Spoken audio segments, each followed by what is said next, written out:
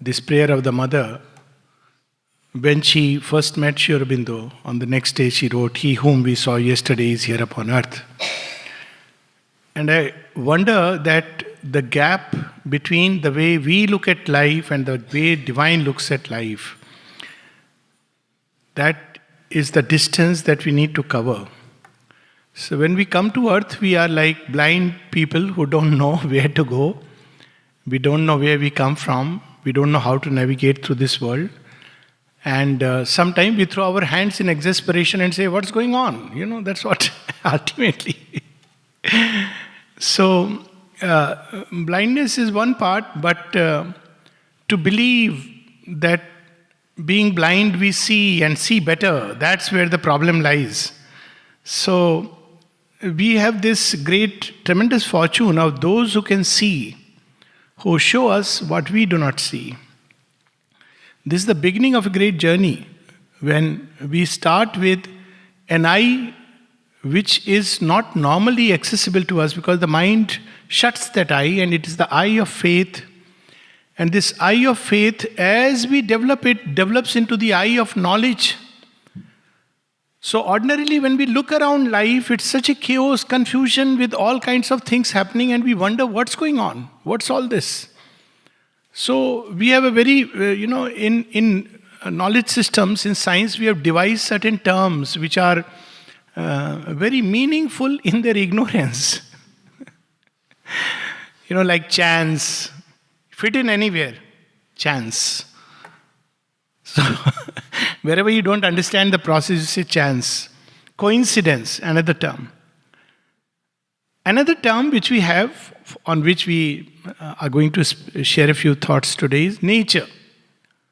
What is nature? Do we understand it or we don't understand it? We see that this creation is peopled with objects, with all kinds of things, movements, and we wonder what is this appalling immensity of the universe. And we have used a term called nature. Now, when we take a strictly scientific point of view of nature, we take it that this is a material, mechanical, unconscious something, a power, which is unconscious. It's a power, no doubt. Nobody can deny the power when we look at the immensity of the universe, the galaxies, the atoms, all drifting in God knows where, expanding space, changing curves of time. When we look at it, it is appalling. The Gita speaks of it as Ashcharyavat Pashyati Kaschidhenam. It's so wonderful. This delightful, dangerous world. And we don't know what it is about. So we start exploring, and we start with the presumption that nature is unconscious, mechanical. It's a power. How it has come into existence, we don't know. And we try to understand its processes. But spirituality, not as a belief, but through experience, we come to understand that nature is conscious. And this is very logically we can understand it. That if nature is unconscious, how come we have some kind of consciousness? It's called as in logical argument, it's like an evolutionary gap. We are trying to explain something on the basis of something which does not have it. It's like man is a creation of genes, but the genes can't think, but we think. So this is one of the big challenges in the whole understanding of our own creation. So we have some consciousness. So to say that nature is unconscious, but consciousness is emerged out of it, is a bit of a tricky thing. So here Sri Aurobindo gives us a very different understanding that nature is conscious. That changes our whole approach to life and everything. If nature is conscious, that means everything within it has some kind of consciousness. It can't be that nature is partly conscious here and not conscious there. There is consciousness in everything. Everything has existence, this to we understand. And when we try to come in contact with things, we also understand that it's not only existence and consciousness, everything has within it something which we call as delight. It has the capacity to evoke delight within us. Look at just the drifting of the stars. If one is, going through a state of sadness, and you're fortunate enough you don't want to consult a doctor, look at the stars. It immediately fills us with joy and wonder. Why does it do it? Because joy is inside it and joy is within me. So it come in contact. Another, we have such a beautiful exhibition of flowers. So, mother gives one remedy for depression. I wish I could prescribe it, and it's look at a flower. She's actually said, if you look at a flower, it's a remedy. So sometimes I wish I could just take a flower and give it, but this doesn't work. So look at a flower. But for personally, I've seen looking at flowers, it's something they bring joy. So if we look at this material universe, even the mountains which are raw, which have nothing, no vegetation. I recount going to Ladakh, and I was wondering, why are we going to see mountains which are nude mountains? They have no vegetation on it. But there is a delight. There is a great joy. So when we look at nature, behind the appearance, we see that there is in it existence, which of course is evident. There is within it a kind of consciousness limited by the form, and there is a delight with which we can come in contact. So what is this? This is the trinity of Indian thought, Satchidananda. So in every atom of existence, there is Satchidananda, Sat, existence. Chit, consciousness, force. There is a force within it. And this is a kind of knowledge. So consciousness is both knowledge and force. Even within the atom, we study the laws of atom. But atom didn't say that make me according to a certain law. We study how ants communicate. But ants have not gone to a school to learn how to communicate. In every atom of existence, there is a limited knowledge, limited force, there is a delight. Limited delight. Everything is limited to the form. So then we understand a great truth that there is a play that is going on between the phenomenal world, nature, forms, which nature creates, and within it, the hidden force, the power, the being, Satchidananda, who is trying to express himself through the forms. This is the original play. So what is nature doing? Nature is constantly building forms and asking, would you like to come in, sir? To whom? To her Lord. A very small but very powerful, overwhelming experience I remember when I was a young child. I'm still a young child, but when technically young child. And I used to argue a lot. Oh no, this is all nature. Typical scientific, logical mind, It's all nature, it's not all nature. Why do you have to bring in God? So everybody in my family were all frustrated, so they took me to my Mamaji. He was, deeply practitioner of yoga with Ramayana and all that. So I told him, this is all nature. So he kept quiet and he just told one word that has struck me till now. The power and impact of the word. And he said in Hindi, I'll recount then translate in English. He said, हाँ बेटा, प्रकृति है, लेकिन इसके पीछे प्रकृति के स्वामी खड़े हैं. Yes, this is nature, but there is behind it the Lord of nature. I don't know why it struck me so deep. It never occurred to me there is a Lord from whom all this has emerged. There must be an origin, a being. Something that is, now I can put it in logical terms, that which is conscious of itself is by nature a being. What is a being? A being is the moment we have self-awareness, we say, I am a being, not because of the body. So there is a being, and all this, that has emerged is from that being. So the original play is between God and nature. Where do we figure in? We are caught somewhere in between. As a story of Khalil Gibran, when somebody falls sick, so he asked the doctor, why has he fallen sick? So, the doctor, that time also Corona was going on. It's, Corona doesn't leave man. So he said, it is because of some infinitesimally small particles.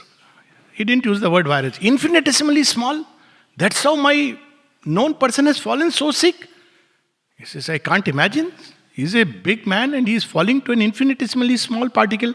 So he is not satisfied with the answer. So he goes and asks a mystic, sir, please tell me.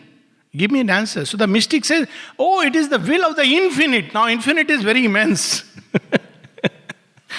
So Khalil Gibran writes that, the paradox that my child was caught between the infinitesimal and the infinite.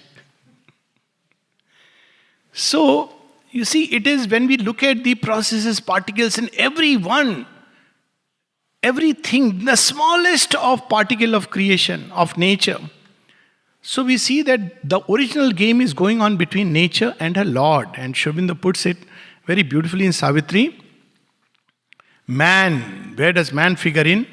Man is a dynamo for God's work. Nature does most in him. God the high rest. So what is our role? Only his soul's consent is his own. And if we really look at it ourselves, we call ourselves, but if we really look at it very impersonally, we'll see there's nothing in us which we can really call technically ourselves, whether it be body, intelligence, everything is a gift from nature.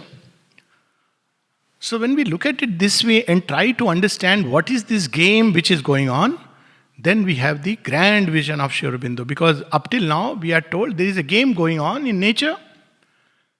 It's a terrible game. If you get caught into it, you are stuck. So what do we have to do, sir? Leave it. It's a terrible field to be in. This delightfully dangerous world. Come out. So from within nature, processes have developed to go out of nature. Look at the paradox. It gives me the image of nature being as a very smart person who has built left little loopholes. If you have seen some detective movies or, I'm not a big fan of them, but I have understood one thing. Great thieves, they leave, who enjoy their job. They leave a little clue. Arthur Conan Doyle. They leave a little clue through which you can reach out. So nature seems to have left from within herself certain little clues, little doors through which you can enter and come out of herself. Why is she doing it? What is the purpose? So here Sri Aurobindo tells us these doors, oh fool, are not meant for you to go out. It is for God to come in. It is the other way around. You are trying to rush out of these doors, but it is for God to come in. You see this idea of Kundalini ascent and going out, whereas the mother speaks of descent of the force and entering into us.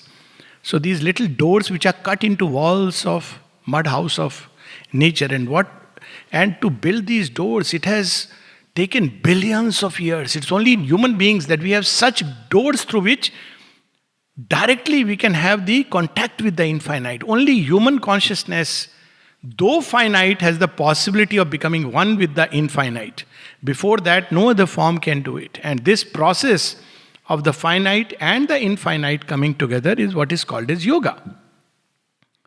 Yoga, we have started thinking that it's something abnormal, unnatural. All those who are doing yoga, whether in Auroville or ashram, a little bit of, nutcases. Often we have, for entry into the ashram, you have to ask now, are you normal? No, there is a psychiatric column we have to fill. So I ask a question, are you normal? So only one person gave me a correct reply, according to me. Said, if I was normal, I wouldn't be here. I said, good. In. Of course, this is not a normal striving, and yet it is a higher normal. See, what nature does is, if you now look at the whole process, it builds a form, very symmetrical, and it breaks the form. Why does it break the form? Little bit it breaks the form so that from within the form, an energy is released and something new comes out. Where was that energy? It was within that form. Now that's how from matter life comes. Where was life in matter? Now of course if we understand life with the processes, we can never, we'll say when the breathing has stopped, somebody is dead. That's a very crude way of looking at things. But if you look at the nature of life, life is always in motion, constantly in motion. We use the word life. Why? Because these creatures can move on their own by definition, one of the definitions. And of course the second is self-replication, multiplication. These are the two definitions of life. Living creatures can move on their own. Material things require an external force. This is the basic thing. So when we look at, is there motion inside atoms? Of course there is motion. It is not seen. It's not visible. It's not tangible. And yet it is moving constantly. That's why the old question that matter has empty space, atoms have, that has become redundant because it's constantly in motion. And there is a very beautiful word describing nature in Isha Upanishad. Yat kincha jagatyam jagat. Jagata is the word used for this creation. No? What is jagata? That which is moving. Gati. Jagatyam Jagat. So constantly within atom there is something struggling, as if, such stupendous energy which is moving inside atom. One day it bursts forth, and we see that a particle is born which is neither living nor dead. Which is that particle? We are very familiar with it. Virus. It is not living, it is not dead, but it carries within it the possibility of life. So what does this virus do? It tacks on to life to draw life from it. That's how it falls a man. If there is, if there is no living being in which the virus is there, it can't survive. But it has the potential of life. See how it evolves. Sri Aurobindo describes it in number of pages in Savitri, what we call as prokaryote. The first emergence of life is a very, look at the uncertain creature, doesn't know, don't sympathize with the virus, but still, poor fellow doesn't know, am I living or am I dead? Much like us. I was just sharing, our problem is we are transitional beings. See, if somebody says, you are not behaving like human beings, so we say, we are not humans. But you are not behaving like divine beings either. We are not divine. We are caught in between. So poor virus, now we can have a little bit sympathy with the creature, is caught between death and life. But once it picks up life, from the bacteria onwards, look what happens. It goes on till man, or even before. So we see that once nature, it takes long time, billions of years for this first little push. But once it takes place, then it grows and expands and expands and expands. Even when we look at the universe, it's expanding. So we can say in one sense the universe is breathing. Now all this concept has come, breathing earth, breathing universe. We are still having the inhalation of the universe going on. But zeroing on to life. So how does life come out of matter? Because it's there. So what brings it out? Nature. It builds forms and says, please come, please come, please come. Now, divine says first, force of life. Before force of life, fire comes. That's how the story goes. Fire comes and fire energizes it. Then life comes, Vayu, Matarishwan, and says, okay, now I'll do my work. And life starts expanding. But there is someone else also waiting in the background. And we see that as living forms evolve, a point comes when again there are beings who are neither this side nor that side. I am skipping all the intermediary species in between which are wiped out, etc. But look at the transition to man, and if a question is asked, can the crow think or not think? When we look at the behavior of a crow, we say, he's a smart fellow, intelligent fellow, he can think. That story of the crow that story is normally recounted as perseverance, but there is another side to the story. Crow is literally dropping stones to make the water level rise up. By the way, this happens if you observe crows. It is a very intelligent behavior. Sri Aurobindo describes this intelligent behavior about a dog called Goldie. So he says how animals have something which is like a rudiment of thought. And he says that once all the doors were closed and Goldie came late, now Goldie wants to enter, it doesn't know what to do. So it remembers that there is a back door of one of the disciples and that may be open. So it leaves the main door and goes there and starts scratching. And sure enough, the door opens and he's let in. So there are very clear instances of an intelligence trying to awaken in higher animals. And then comes out man. So how does nature do it? Again, new possibilities. From where does it draw its store? It draws from the one divine existence, Satchidanand. And step by step it is preparing forms which can inhabit that infinity of infinite existence, infinite consciousness, infinite force, infinite delight. The original four quaternaries of the divine. Now with human beings, so far so good. What happens in human beings? Human beings are characterized not just by thought, but something new has started happening in human beings which we don't see in animals, and that is self-awareness. We are becoming aware of a subjective space inside where there are dreams, where there are ideals, aspirations, hopes. That's why human beings have the strange predicament that we have to think about the future which we don't know, for which we go from soothsayers to palmists to whoever. We are built like, we are programmed to look forward toward the future. So we see in human beings, there are ideas and idealisms which should never die. They don't really die. Even in the person who compromises with everything, deep inside, that little idealism is there. So what is it a sign of? That's where Sri Aurobindo tells us, reveals to us, all these aspirations that we carry within our heart are meant to manifest one day. The impossible is the sign of things to be. The gods pick up and choose today's impossibles for the future's base. So what is the sign that the new being, new creation is going to come? The sign is within us. We are not satisfied with our humanity. We may not use the word divine, doesn't matter. That's a word. But definitely we are not, never happy. Man has the boon and the curse of being ever discontented. It's a curse, so he cannot be satisfied with the animal life. Give a man that I'll feed you everything will be provided to you. He won't be satisfied. He will seek something. And so it's a curse, it's also a boon, because therefore he can break free from his humanity into something higher. So nature has built man, programming it for evolution. Look at the beauty of how she has worked. Step by step, consciously. All other forms are not ready to inhabit that tremendous influx, but man can. So she has built man. It's beautifully recounted in one of the stories in the Upanishads, where all the gods are asked, this form will you go? They say, nay. This one? No. This one? No. Man, yes, there we can. And they jump into man and they hide within him.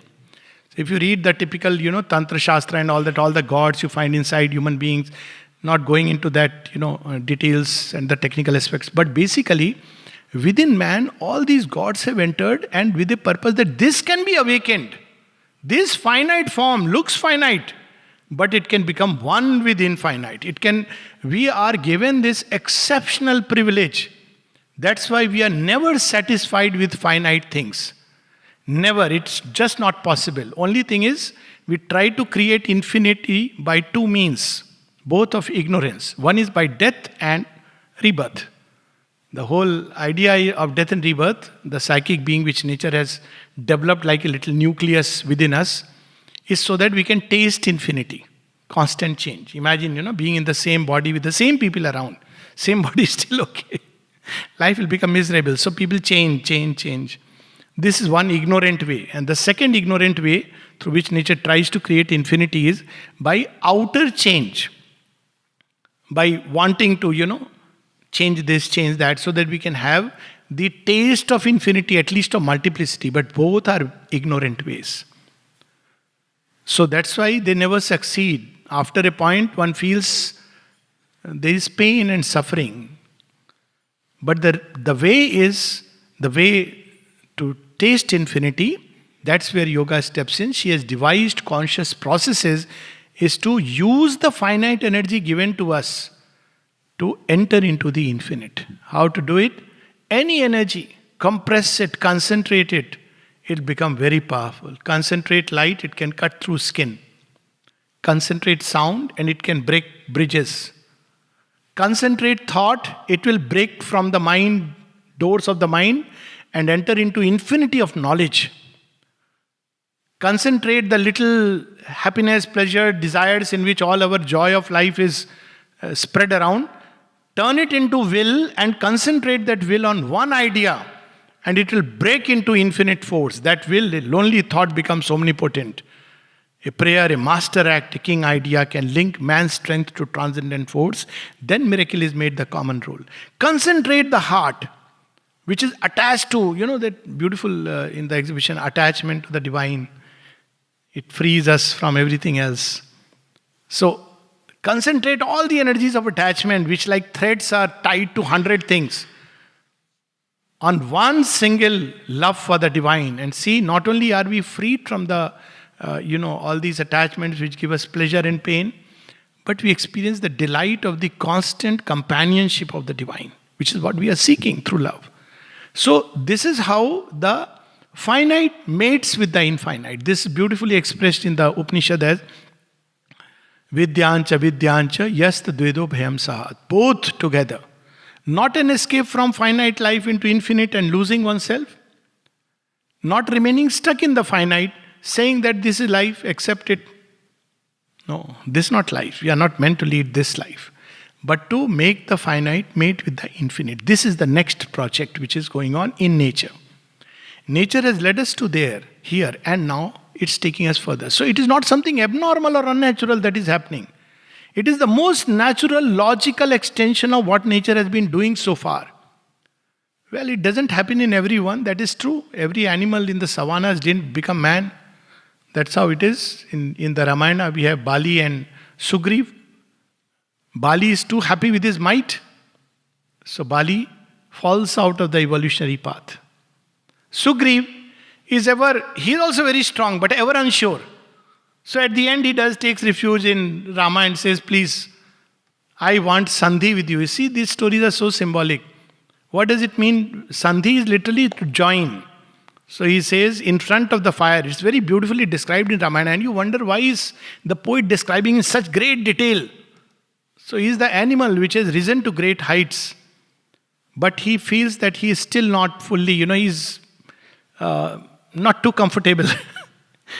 This is actually biologically also, there were two kinds of apes. One evolved, the other fell out. And the ape that evolved was a little less than the best ape. See, in human beings also we'll see these two types. There are human beings who are very accomplished singers, accomplished dancers, accomplished scientists, too satisfied. Tell them about divine, tell them about this possibility. It's very difficult. Why? Because they have to leave behind the peak on which they have reached. But there is somebody who is struggling and striving but seeks something greater, is moving the evolutionary path. The mother recounts this very beautifully. This is one of the things that when she came, she asked Sri Aurobindo. Look at mother asking this. Beautiful. I find it a very sweet anecdote. She said, why is everything in me so mediocre? I can't. I don't like it. Mother saying she's mediocre. But anyways, she is saying it, okay. When you look at a painting, the new music. But she said, why is it that everything in me is so mediocre? There is also a prayer of her like that. So Sri Aurobindo says, it's good. It's good because many-sidedness is better than specializing along one line. You see, that's why Sri Aurobindo's yoga is not like a specialized yoga.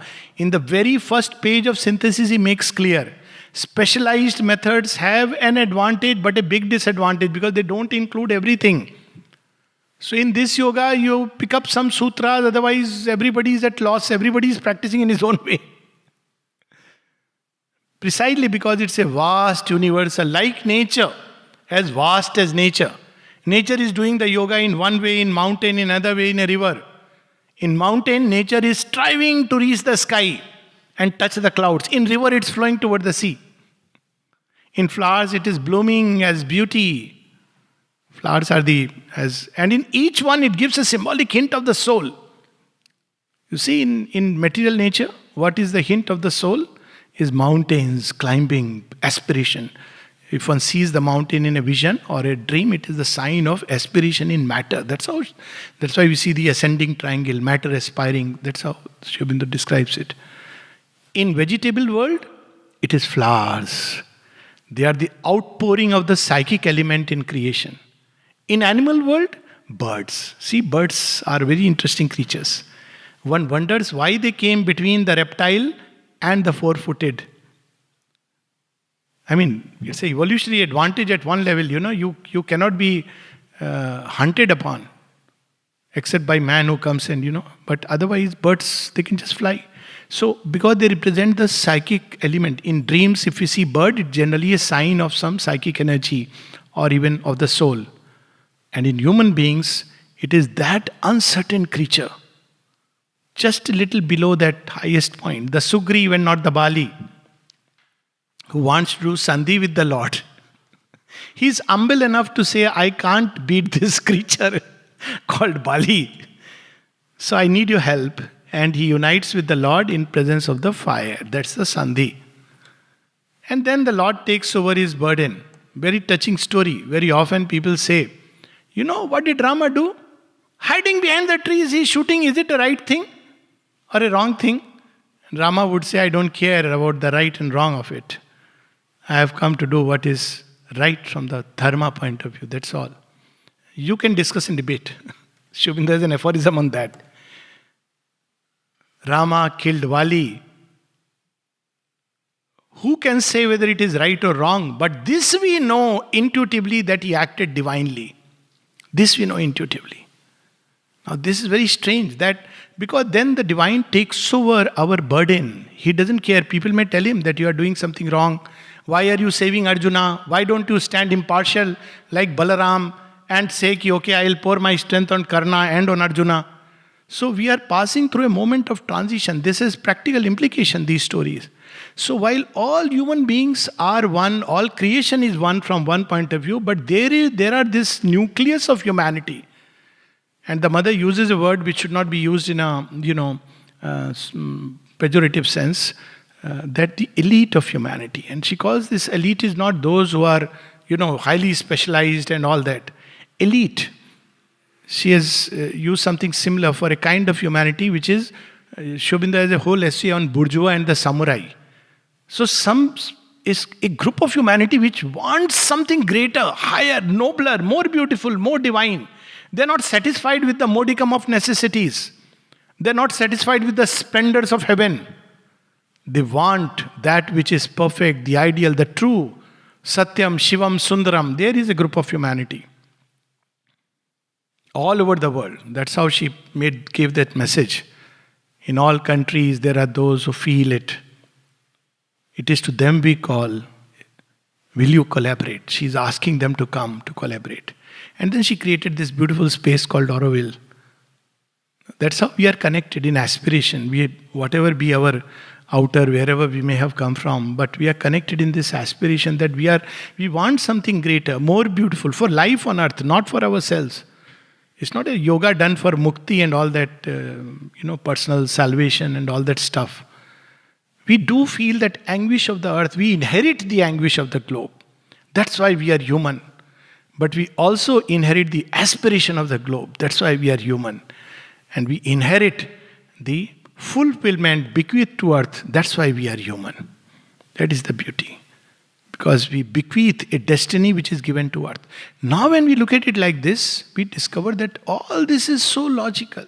Even in yoga, what do? It's not something unnatural. Nature's processes, thought, emotion, will, they are all nature's processes. They're not something we get from outside. And what we have to do is to concentrate. And second, the Sandhi, Sugriva and Rama. The union of the human and the divine. And where is the union that takes place? In front of the fire. It's not something to be seen outwardly. It's not how many times somebody has gone to temple or visited a mosque, or 5 times one has prayed or gone to Sunday church. None of those things. It is there in the sacred temple, sanctum sanctorum of a heart, where the union takes place. And once the divine says yes, you see, Sandhi involves 2 things. You put your hand and the Lord catches it and says yes. The mother says something very interesting about it. When you say to the Lord in all sincerity that I am yours, and the Lord says yes. You see, there are two aspects. You have done the yagna, started. But for some time you are just offering. You don't know. A time comes when the divine says yes. So he says, and the Lord has said yes, then the whole world cannot keep you away. So he stands by your side. And doesn't matter. You see the story of Rama. Even the Asura, Vibhishna, comes and he accepts. So it is this yoga takes place within, in the fire of aspiration. What are we really seeking from life? It all depends on that. We may go to the mother and just say, Mother, protect my children, make sure they study well. She will say, okay, because she's the divine mother. But when we go to her to say that, make me what you would want me to be. This too is nature. Human beings are also nature, creation of nature. But nature has created within us something. She has lit a fire within us in collusion with the Lord, so that man can become ready for this union of the finite with the infinite. And where will this journey go? That we have Sri Aurobindo's beautiful vision. First, that consciousness, infinite consciousness, will manifest in the brain. So she says we need brains that are powerful enough. This is the seat of consciousness from which it descends. If the brain is not powerful enough, it will break down. So we see that also, that in the journey, sometimes, as Amal Kiran puts it humorously, in trying to become supramental, we become infradental or inframental. It's okay. Hazards of the way. That's okay. So, the brain, it needs, Mother has actually used the word, it needs brains powerful enough. Powerful enough means brain which are supple and wide. Which means brains not stuck into rigid dogmas, belief systems, one-sided understanding of things. Even Sri Aurobindo's yoga, anybody says this is how it is to be done, it is not to be done. This is how it may be done for him. But for each one it will unfold. So brain which is wide and plastic and supple and strong enough to bear the light. The golden light came down into my brain, the grey rooms of my mind, sun-touched became a calm illumination and a flame, a bright reply to wisdom's occult plane. So the brain, then this descending current comes down, it comes into the heart, and the heart begins to throb, and we don't know what's happening. This is a new, not ischemic heart disease, but ischemia is when there is less blood supply. When there is abundant love, then also there is another kind of disease, over congestive heart disease. Divine love flows and the heart is not able to contain it. It overflows, it spills, and the heart has to learn. It is a new adaptation. Every new species that emerges, there is a challenge. The challenge is between the new thing which is emerging and the form. It's simple to understand it through a event in everyday life. What happens when a new member comes into a house? Whether it be a partner moving in, whether it be a child who is coming, what happens? Suddenly what is taken away from you? Your freedom. But you get something else. And then slowly they have to adapt to each other. And after adapting, something new comes out through this process of interchange. This is exactly what happens. When this new consciousness comes in, there is a kind of initially maladaptive behaviors. When mother was told that, mother says, I have heard that many people in America are going mad. Now the wave has reached everywhere. So, see, the disciple says yes. He says, then she laughs and says, it's good, very good. For the time being, it is very good. Can you imagine? It's very good. It means it is breaking the old pattern.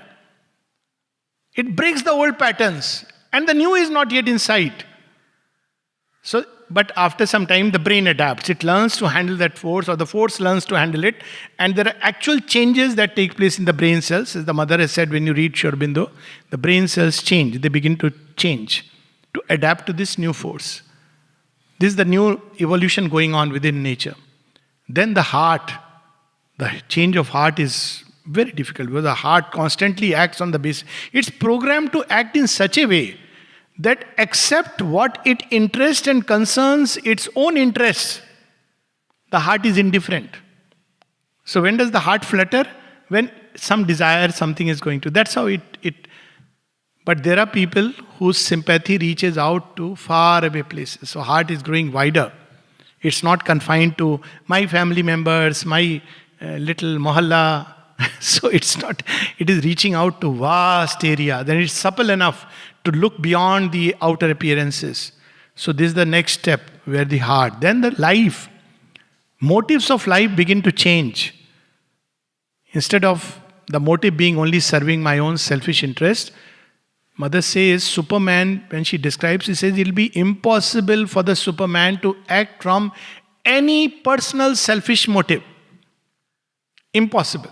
Even if he tries, it won't happen. I mean, he won't try because it won't come. One of the signs he gives about the Superman is it will be impossible to act from any personal selfish motive. Freed from that. How will be the social law of such a human being? Or being in transition, that also she describes. Because the human laws and rules are built by the mind for certain purposes. It's a kind of mental order.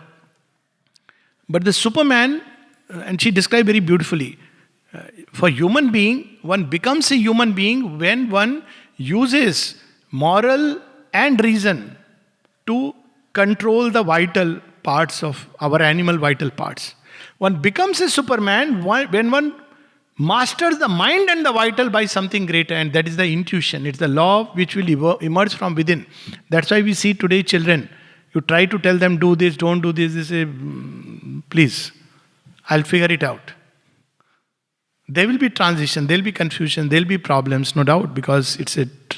But they want to figure it out within, isn't it? This is a new phenomena. If you see 50 years back, and our parents don't know, they are at dismay, they are at loss.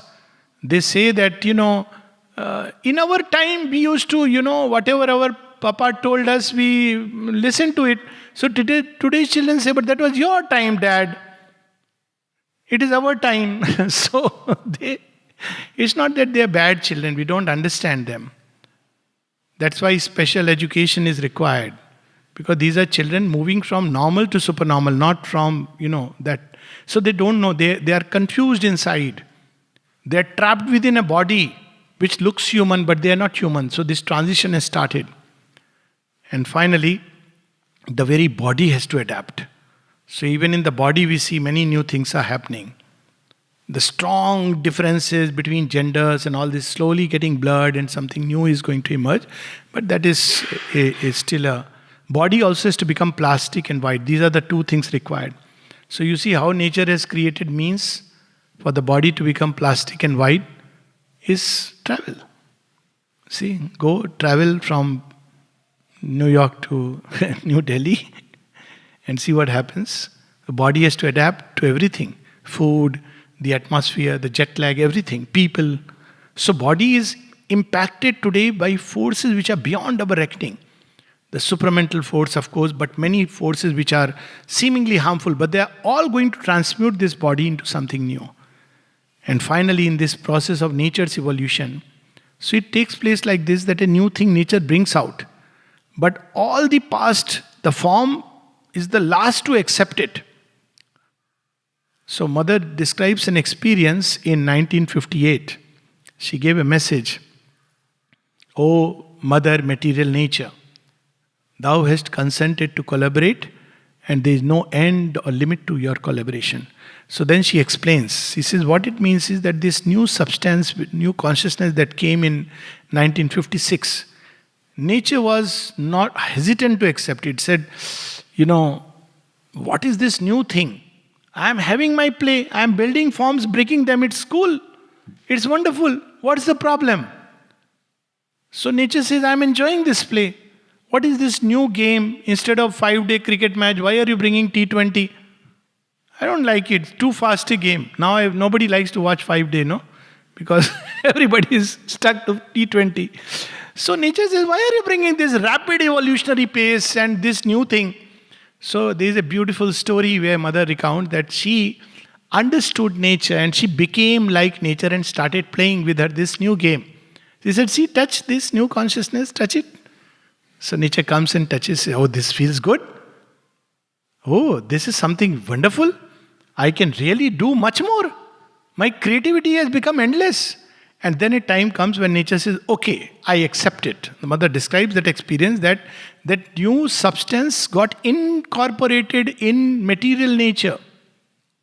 This has been foreseen way back. The whole Shivlingam which we are worshipping, which many people worship, is the union of divine soul, Shivlingam. The Shiva is the column of light, and the Yoni, material nature, receiving the Lord.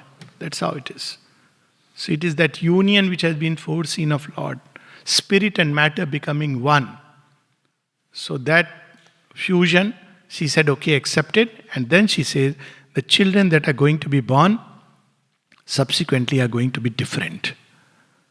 Because they will have within them a supramental chip, unseen. So they will be all neither here nor there, not identified with this nor yet there. And we don't have to worry. Sometimes people say, oh, it is only for people after 1956 or 1960. So what about us? We were born in 1940, I can see. So we have hope in rebirth. We'll be born post-COVID era. So 1960, afterwards, we'll again come back. What is there? In new bodies. No, I am out. I am in 1960, so I am safe. Safe zone. Safe zone. But it is a constant journey. So very often when, people who say, oh, these children, they are, so spoiled, they are with iPhone and iPad, look at them. So sometimes I tell them, don't worry, we believe in rebirth, no? Yes, so you are going to come and do exactly same. Then your children today will be parents and say, look at this child, he is born and he wants an iPad for gift. It's an accelerated fast forward evolution, and nature will create ways and means which can't imagine, So this is a process which is going on in nature. It's a yoga of nature that is going on. The only two, these original, we have moved far away from our conception of yoga. Man does yoga, everything man has to do. He was not even consulted before creation, and yoga starts there. Shri Krishna says in the Gita, you want to see my Ashwara of yoga? Look, all these beings is me. That's how he shows his Vishwarupa. And then he says, I maintain the creation through yagna, original yagna. I'm positive of time not entering into what that yagna is. But yoga is done by God and nature. That's all we have to remember. And man's role is to say yes. So nature will present to us many kinds of food, including the raita. So it will present, it has everything, it has all array of forces. It will say, you want this? So if we want pleasure, it will say, okay, take it. Long time. Then it will present another kind of food. So when it is said that tene tyaktene bhunjita, I have to renounce. Renounce for a greater delight. You renounce pleasure for delight, not for just becoming blank. People don't understand. So it will present you pleasure. You want pleasure? So you say, yes, very nice, thrilled. He'll say, okay, you eat it, then you say that, but I'm not feeling well. Well, it was written there, you didn't read it. What was written? By one pleasure and two sickness called pain will come to you. But why you are punishing me? No, not punishing, helping you. Because if you get a little pain, you want to go next level. So, okay, next time I won't have pleasure. So he'll say, oh, that's simple. I'll bring it in another form. Very deceptive form. So that is how the soul learns and grows. Learn through failure and grow through fall. And it takes so slowly from pleasure, it goes on to happiness. Slightly more better. And then happiness also, after some time you get bored, happiness, what is happiness? You want to go further. Then it brings something still deeper. Joy becomes deeper. Then felicity, very subtle.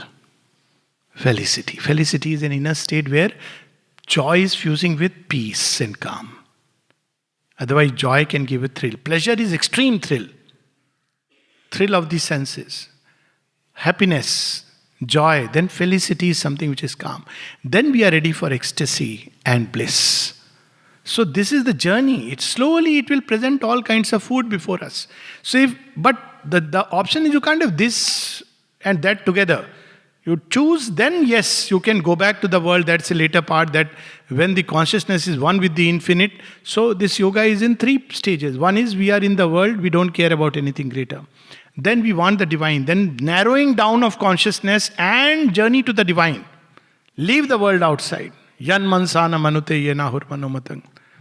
Find the divine, find the divine, find the divine. Then when we have found the divine, return back to the world. And let that infinite consciousness, infinite love, infinite ananda, infinite peace pour upon creation, upon bird and beast and stone and man. And that completes the trilogy of Sri Aurobindo's yoga. I'll stop here with some lines from Savitri, which, so many beautiful lines, But I'll read just a small little passage where Sri Aurobindo describes the yoga of nature, material nature. Several places. This whole thing is about, yoga of nature eventually uniting with the Lord. This is on page 4. When the Divine Mother comes and He's giving us an image, every day we see it, light comes. In Ahana, He describes steps and stages of that light. And here he's describing when that light comes. So what is that light? It is the light coming from the other shore of the boundlessness. It is the light of the divine consciousness. And as it comes, what happens? Is the touch of the Divine Mother upon earth.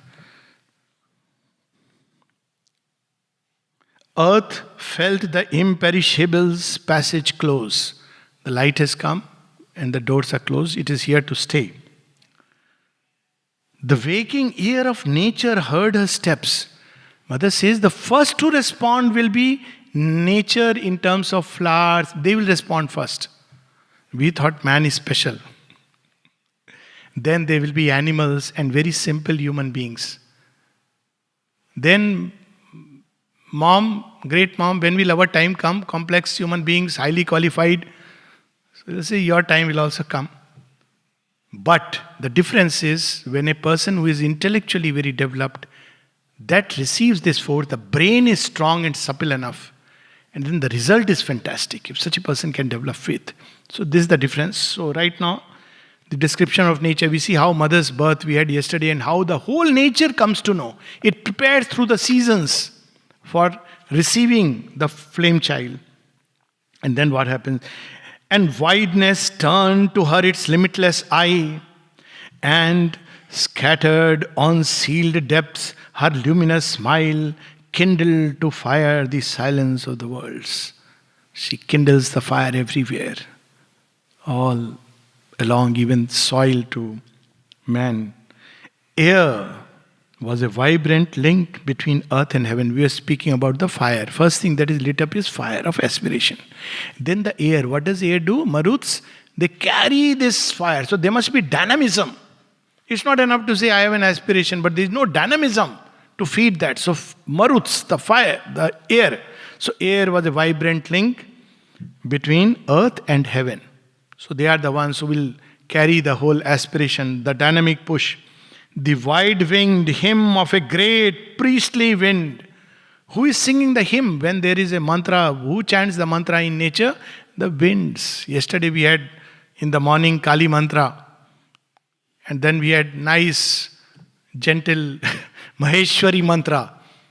And then in the morning we had nice Mahalakshmi mantra. All is becoming beautiful. So there are mantras which are being chanted by nature. We see he is freeing us. Great priestly wind arose and failed upon the altar hills. Where is the altar of this yagna going on? Hills, representing the aspiration in material nature.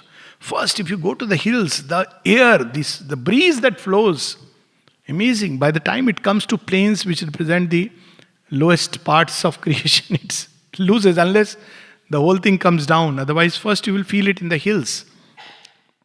It's so powerful. The high boughs prayed in a revealing sky. See, he's giving us a new drishti now. All the branches of the tree climbing upwards, they are all upturned toward the skies. And they are praying for that light to receive. We must also be receptive. So light is there, but we are walking like this, all shut to all the beauty. Then how will we receive? So we must be open to receive that light. So this is a sign. Some people take it that if I do this gesture, I will receive. It's a sign that we, instead of being closed, we open to the divine. It's an inner opening. The trees teach us. They are our teacher. All nature is a teacher. So it teaches us that, look, be open to the sun, to the light, as flowers, as the trees. Trees find a way to reach out to the flower, to the sun. This is how our life should be.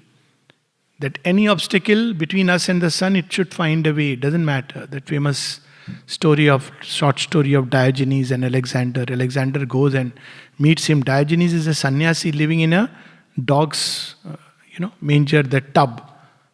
And Alexander comes and stands in front of him and says, I am Alexander the Great. Diogenes opens his eyes and says, I am Diogenes the dog. What does it matter who you are? So Alexander says, you don't know, I am the emperor of the world. Whatever you ask, I can give you. So he says, is it?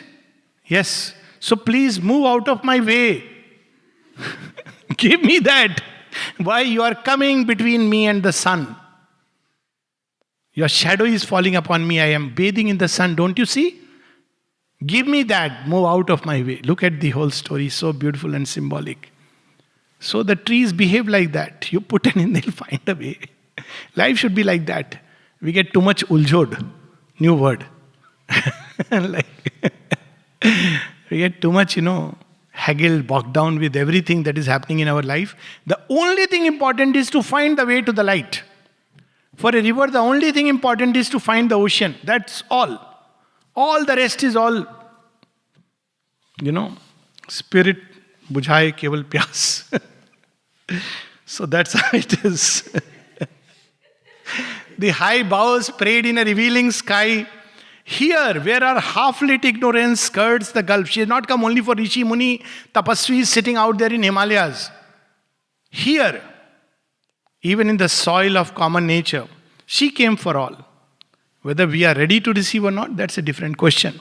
Sometimes the Tapasvis are not ready to receive. They are too much egoistically absorbed in the tapasya, closing their eyes, and if the divine comes, they will say, who are you? I am divine. No. I have a conception of the divine, impersonal. I want to meet the impersonal. So that the divine passes away. So sometimes tapasvis miss, whereas you ask the little stone, I am the divine. Oh, I have been waiting for you. Do you know who I am? No, I don't know, sir. I just am waiting for your touch. So he touches, and what happens to stone? Gautam Nari Ahilya Tari. It turns into a goddess. That's a story in Ramayana. By the touch of Lord Rama, that pashan, that stone becomes a goddess. So this is what is the advantage of not reading too many books. But please read Mother and Sri Aurobindo books. They free us. They don't give us concepts in which our minds can be captured. They free us from them and open us to the infinite. Here where a half-lit ignorance skirts the gulfs on the dumb bosom of the ambiguous earth. It's delightful, so nobody wants to leave it. It's dangerous, so everybody feels uncertain about it. Ambiguous earth. Here where one knows not even the step in front, though scientists will predict second wave of corona, third wave of corona. So ask him, do you know, sir, what is going to happen in your life next moment? No, we don't know. Stay, please. Nature can handle. So knows not. Please edit this, huh? Otherwise, how dare you? And truth has her thrown on the shadowy back of doubt. Is it not? On this anguished and precarious field of toil, outspread beneath some large, indifferent gaze, impartial witness of our joy and bale, our prostrate soil bore the awakening ray. Even this mud and matter can receive her. Even this stone, clod can receive her. That's why Sri Aurobindo says, he who disdainest not the worm to be, nor even the clod, therefore we know by that humility that thou art God. And thankfully he doesn't charge any fees for us. So if fees is being charged, $1,000 for God realization, please stay away. God doesn't charge fees. He pours lavishly, beyond measure. Only all that he says, please, are you ready to receive? Here too, the vision and prophetic gleam lit into miracles, common, meaningless shapes. So this is what we see every day, the yoga of nature. It has reached to a point where unconscious yoga can become conscious yoga. This is the difference between that which is below man. Yoga is going on, but through billions of years, unconsciously. But man can consciously engage in yoga. And that is why there is something called as education for human beings. Precisely, it's a sign that we acknowledge that we can consciously evolve. We don't use this word. But all education is basically an implicit acceptance that there is a conscious evolution possible. And now we have to go beyond the schooling of nature to the free progress school of the infinite. Thank you. So it's exactly 6, but if somebody has a question for 10 minutes, I don't know what is the format. Yes, please.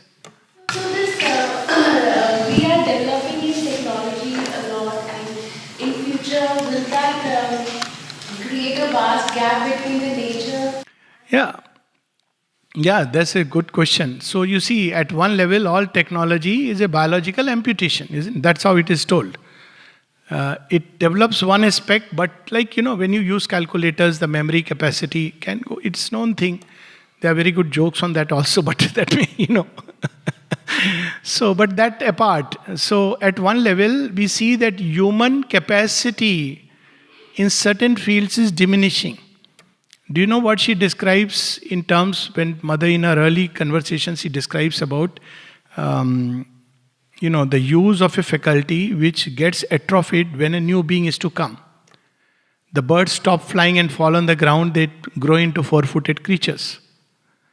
The swimming creature cannot, swim anymore and is born as a tadpole, the uncertain mix.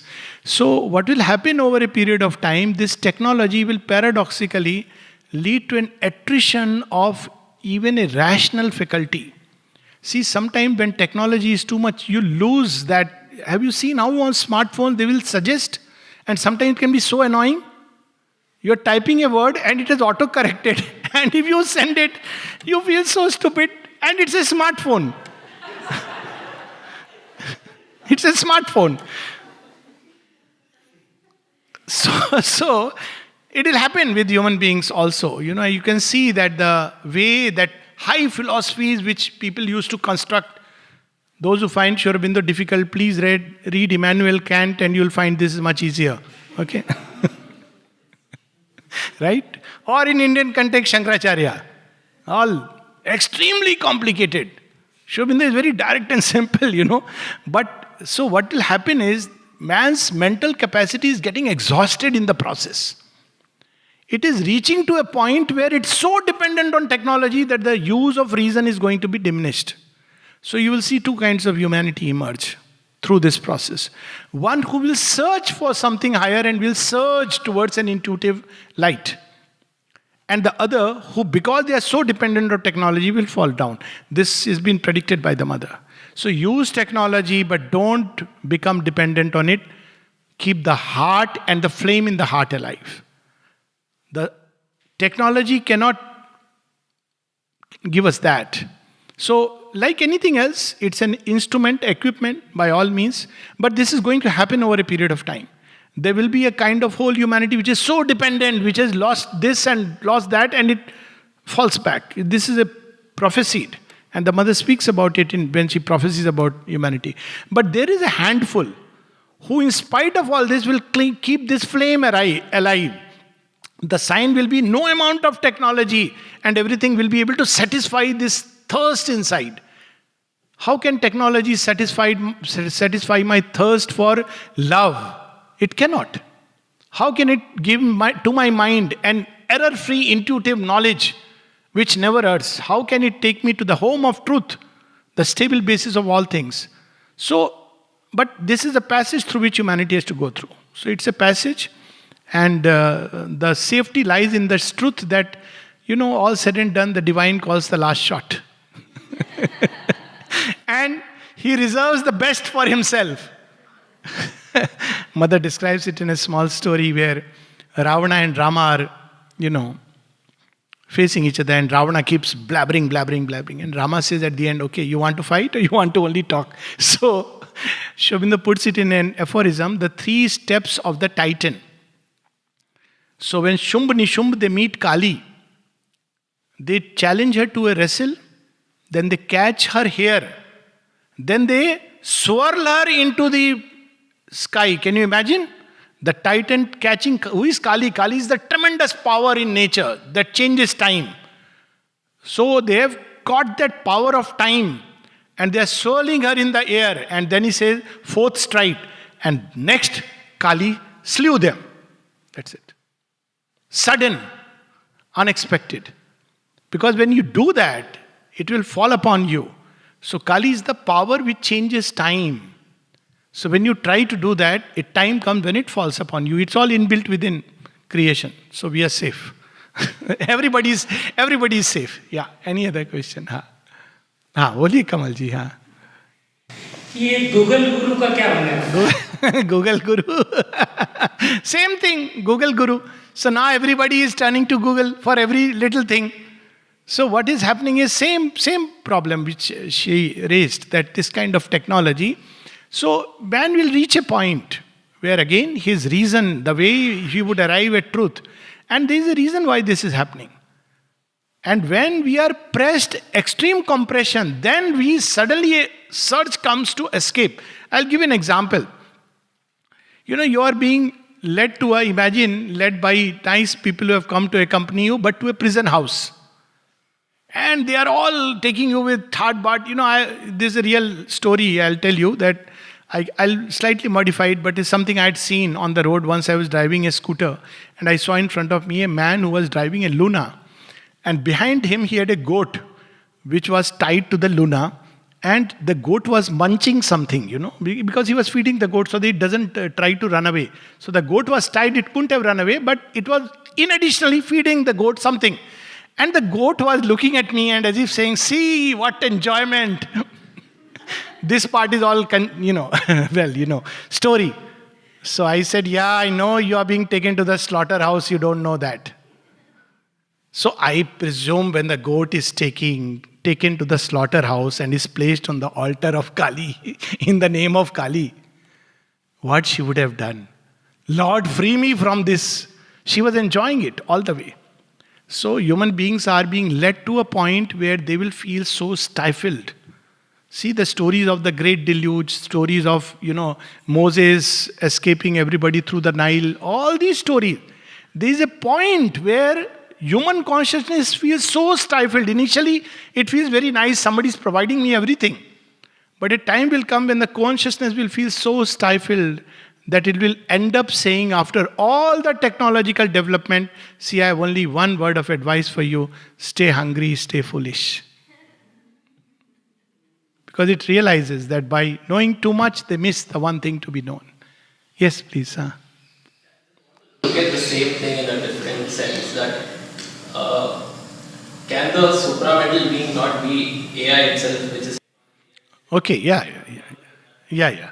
So obviously, supramental being will not be AI, because AI is a technology, is an extension of the being itself. So when we use the word AI, it's an artificial intelligence, means the AI, the limit of AI will always be the limit of human beings. See, this is a big debate which has gone on, even Isaac Asimov has talked about it. But what it will miss, which any machine misses, that's something which is unique within nature. See, it comes back to the same question, whether everything just a mechanical unfolding of nature, or there is something which though has entered nature but is other than nature. That's where we have the whole Indian thought about the soul, the psychic being, that little something which is a divine element. So AI can on its own do certain it can calculate and do things. It can speak. But the whole thing is, can an AI aspire? If it can aspire for a better world, dream of something very beautiful, then it is no more an AI but DI. That is divine intelligence. So I suppose and I hope, leaving apart other things which obviously AI won't have. That's one line of thought. We can have information chips in the brain, organ transplant, but still, that's different from the transformation of the body. It will still be subject. It's composed of parts which will still be subject to degeneration. Even if you have parts which can live long, all that we can surmise. But the real difference between a machine, however sophisticated, even if it can calculate everything more than man, even if you can put emotions, that is also going on. If not the range of emotions, something like an emotion, even if you can put scent and everything. Still, what is unique to human being is the capacity to self-reflect and evolve consciously. That aspiration which marks a man. That's why the Gita gave a very beautiful description of man. After which, that Shri Krishna anticipated AI. That's how I put it. So he described man in a way. He said, Shraddha Mayo, man is his faith and will to be. So if an AI can have faith and will to be, then it's different. But we know it that that's stretching it too far. But man has a faith and will to be, therefore man is more appropriately qualified for DI. the divine intelligence. And between DI and HI, human intelligence, you should have SI, spiritual intelligence. Okay, so AI, but let people proceed. Nature enjoys. As I said, new toys. It will say, no, no, don't try supramentalization, all that some crazy people in, Pondicherry and other elsewhere. I'll give you something which will look like supramentalization. So it will create AI. You see, you be satisfied with it. And if you are satisfied with it, then you miss the original. One small story you may have heard. When I was a child, we used to hear a bhajan. And the bhajan was that Kana mange khel khilona matu Yashoda Maiya se. Krishna baby, he is asking his mother Yashoda, I want a toy to play with. So, okay, she brings all toys. He said, no, no, not this, not this, not this. So what do you want? I want the moon. Where does she get moon? But like a doting mother, she wants to give something. So she takes a bowl and puts water in it, and the moon's reflection comes. Says, see, I've got the moon here. Krishna looks there, smiles and says, Mom, don't cheat me.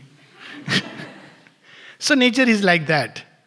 You want the moon? I'll bring the moon here.